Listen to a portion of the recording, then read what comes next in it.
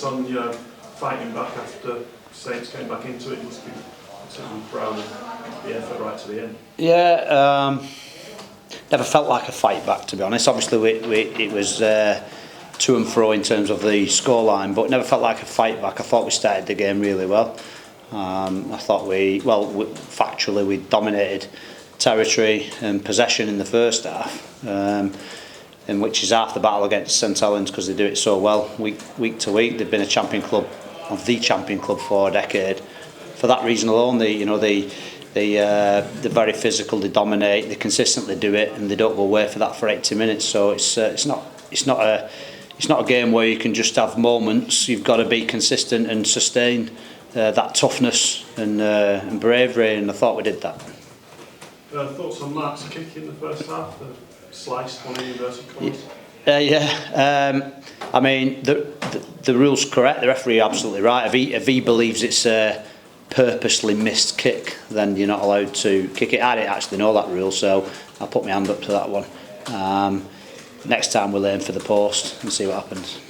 Is Mark saying it was a mistake or it was a...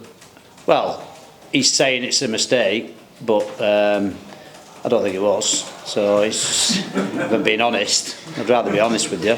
It's probably all of a lack of knowledge on our part, but like I said before, we'll tell him to hit the post next time, and he probably will. I mean, it could have, the way the game went at the end, it could have been a crucial point of the game. I think you wouldn't have been too pleased with him had you lost on golden point. No, because I was calling it myself upstairs without relaying that message, and the fact that he did it, I was made up that they had the bravery and endeavour to actually do it. So I would kick myself, but that's when you say you learn every week. That's a learning, isn't it? So that was page 306. Paragraph 2, Rule 2B, that you're not allowed to do that. So it's something we've learned today, but it's been all right. I would have kicked. I'd have kicked somebody, but I'm not sure I'd have kicked Sneedy. I love the fact that shows his imagination and his character, doesn't it? And so it was just unfortunate we got it wrong on that occasion across the board. And it shouldn't obviously deflect from his overall performance. His form, his performance reflected his form, and his consistency has been great every week. And today, again, he was the orchestrator, wasn't he, out there? And I thought the effort of everybody around him was fantastic, and to have Sneedy that then probably is the difference, is the bit that gets you over the line. So yeah, he's great.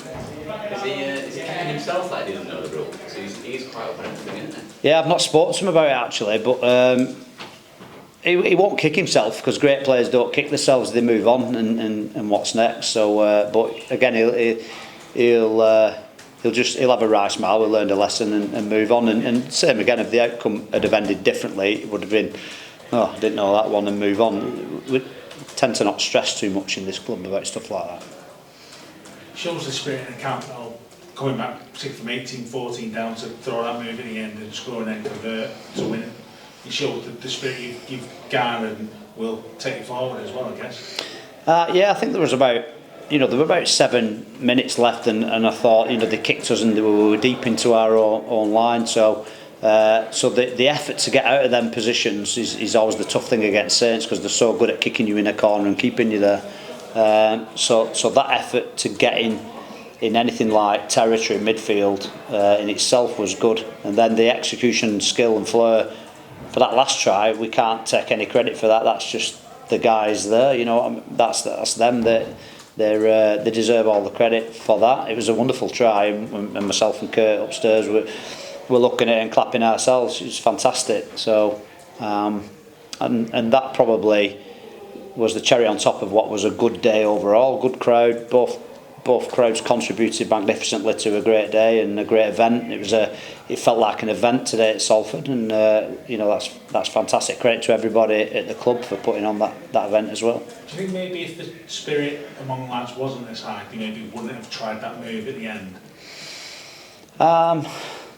Potentially, but it's a situation that they've been in before in training and in review and preview, and they're encouraged to do that. But you need to execute it. You need to have the skill to do it, and as well, don't forget the clock's ticking down. So I'm not sure what value we would have got out of not trying it as well. So there's a little bit of it's now or never type of thing as the clock ticked down, because Saints would have gone through the set, kicked us back in a corner, and the process would have started again. So they've done the hard work getting out of territory. That's the hard battle. So to put themselves in a position to create an overlap or in some space, then they had to take it and nail their opportunity. And I guess this game really against champion teams like St Helens is you get few opportunities, so you've got to execute them, and they did that brilliantly. Really, they kept more of a nerve than I could have shown. That's fantastic from them, and credit to them.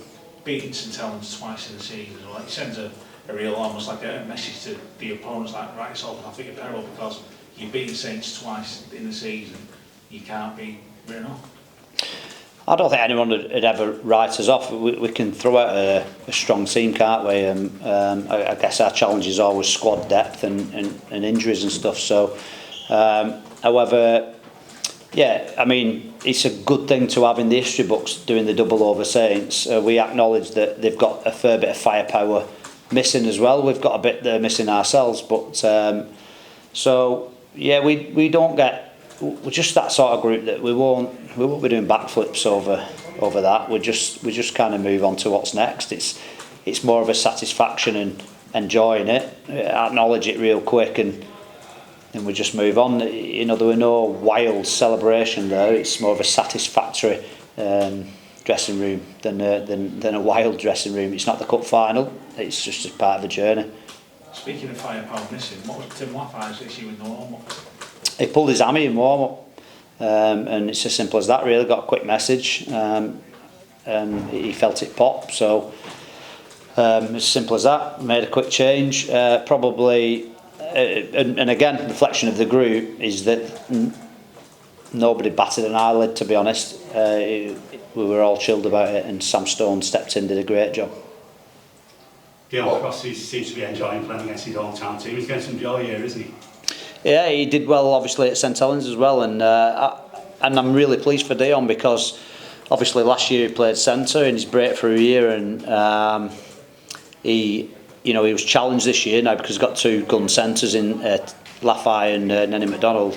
He was challenged back on the wing position, which he's most accustomed to, and rather than sulk about it, he took on the challenge and he's getting his rewards for it, because he's been very consistent as Dion in the last few weeks. His story, it's incredible really, because a lot of lads who get sort of spat out by a so-called or rejected at a young age just wither away.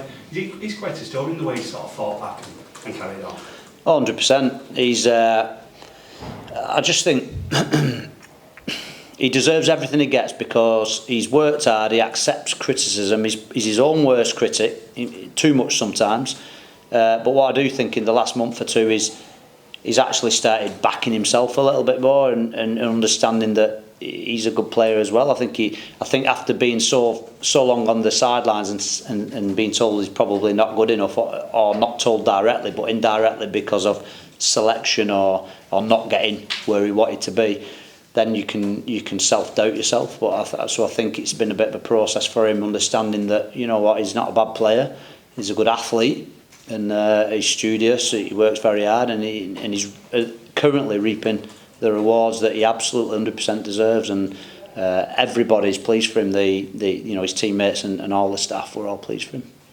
Paul, I just want to ask you about Joe Miller's performances in recent weeks as well. He's seemed to have added a lot of spark to that 9 role. Yeah, Joe's doing what we know Joe can do. He's a footballer, isn't he? We've got quite a few old school footballers in our team, which we like, and he just takes his opportunities. He probably doesn't look like your stereotypical hooker, short and nuggety. You know, he's almost looks awkward at times, but don't underestimate Joe. He's a good footballer. He's tough. And like you say, his impact on the team has been brilliant, because he just does things at the right time, and the rest of his game is consistent. He's a strong defender, which is really important. Obviously, there's a 9 in the middle of the field. He tackles low, and he's been fantastic. Just one last one. Is Ryan more short term or long term injury? It was touch and go for this week. but again, we were comfortable with Chris Hankinson because his form's great. And you've now got a week off because of the international break. How do you plan on... My phone's playing music here, lads, sorry. Go on, man. Sorry. How do you plan on using this week? Will you give the boys a Oh yeah, we're off. It was off in the last break and they'll be off again, so we'll be back in on Saturday. So it's a good chance for him to have a rest, and then we have to dig in then, and we've got a long stretch then to the business end. So it just shows, doesn't it, the rest that we had previously. We come back with a little bit of energy. The quality of the games was better. So less is more, and we certainly are advocates of that. And so we'll give our boys plenty of rest now.